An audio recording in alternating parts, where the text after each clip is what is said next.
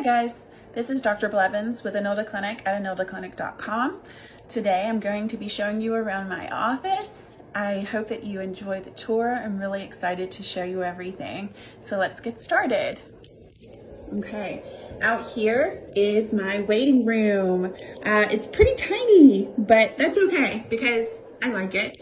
I definitely have lots of little toys, lots of little educational books right here for kids to play with.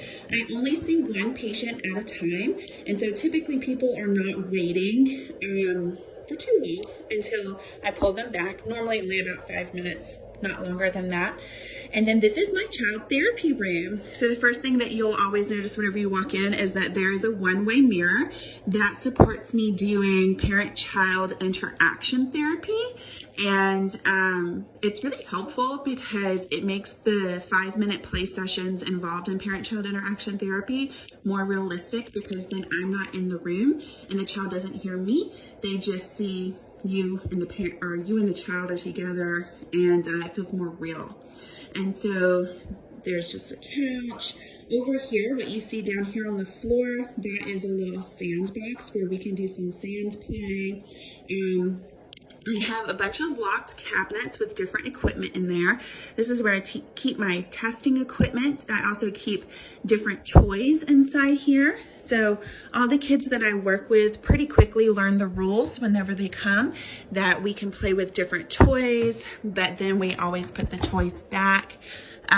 Depending on the age of the child, I can open and close different drawers and organize the toys so that they're developmentally appropriate, and so that we can meet the needs of where the child is with learning how to keep the space organized and also how to follow rules. So many times I might start with only 1 or 2 toys for a younger child or a child who's pretty impulsive.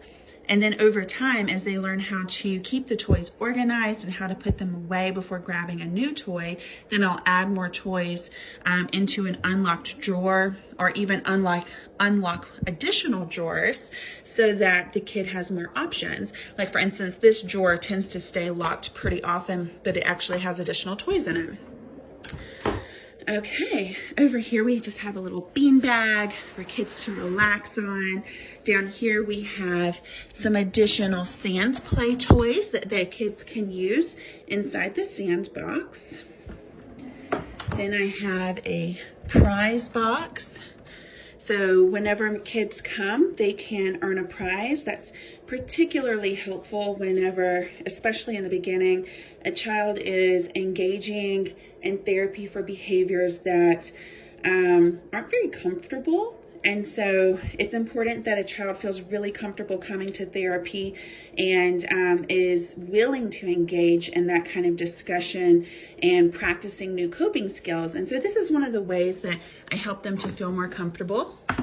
My testing many times is done with iPads. And so that's another way that I can help kids to feel more comfortable with doing testing. And it just kind of makes it more fun. Over here is my resource library. Oftentimes I will recommend books to parents for different types of concerns. So like what I say goes. So this is a great one for just teaching children about consent. This is one that I often recommend, and it's for parents who are working with their children on anxiety, and it's based on acceptance and commitment therapy, which is a fantastic therapy modality. And so I just have lots of different books over here, more toys down there. So what you can see is that I really do try to keep the space neat and organized, and I'm training the kids to keep the space neat and organized themselves.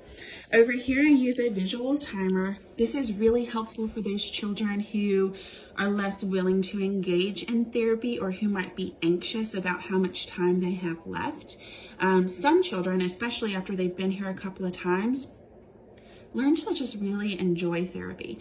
And so sometimes, especially because I try to get unique toys, they don't like to leave. And so this is helpful because it gives a visual countdown. So I can set it for however long the session may be, and then they get to see exactly how long they have left, and this works, all the way down to 2-year-olds. They can predict how much longer they have to play, and it's a nice little transition tool that really reduces anxiety and distractibility. That's just where I sit. I use a lot of sound machines in order to block out distracting noises if I happen to have somebody else inside the office suite. So in here, this is my adult therapy room, which I really love. It's super calming for me. So I just have another little visual timer here. This is helpful for my adult clients or whenever I'm working with parents without the kids here, because it helps me to stay on track. I really, really love my job. And sometimes I get just caught into the conversation and lose track of time. And so I find it helpful for myself to have a visual timer because, it's not just for kids. And so typically my clients sit over here. Sometimes they might sit over here. I just have another tiny little resource library up there, but I need to bring some more books from home as I finish them. There's my life right there on the wall. Can all be summed up in 3 sheets of paper. Over here, we have the timeout room. And so this is not used often. It's hard to get on camera, but it is used within a PCIT model, so parent-child interaction therapy. And it's used later in the therapy after the parent has mastered all of the positive behavior management strategies. And this room is designed to be super safe. So there's safety glass, there's 2 windows. One is for me to be able to observe the child. The other is for the parent to be able to observe the child. And the idea is to train the parent on how to do a timeout procedure as safely and quickly as possible so that timeout does not need to be used very often. And when it is used, it's very safe. And so, like I said, this room isn't used super often, but when it is used, it's designed to be super safe. I basically use it for storage most of the time. And so now we're going to come into my office. I have an additional light and it's super messy, so I'm not going to show you that side, but having a light because it's super dark in this room. This is the observation room. I thought it might be fun to show it to you because not many people get to see an observation room behind a one-way mirror. So just like in the TV shows and the movies, it's really dark inside an observation room because with one-way mirrors, it has to be dark in order for the people in the other room not to see you. So if I close this door, as you can tell, it gets really quiet.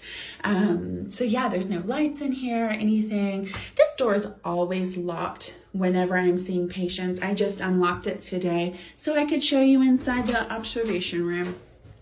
And I'm always the only person seeing patients whenever I'm seeing patients. I never have like more than 2 patients running. So nobody's ever in here looking or anything. So that is the Enilda Clinic. Tiny, but super effective. And I hope one day you get to see it in person and you can come by and take a look if you'd like. All right. It was so nice to take you on a tour. See you later. Bye.